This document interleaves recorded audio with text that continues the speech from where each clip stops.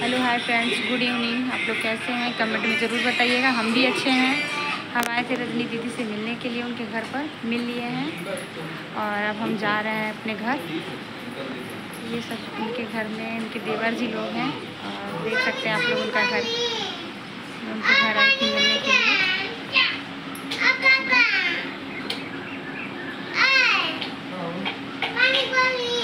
हम जा रहे हैं उनके घर।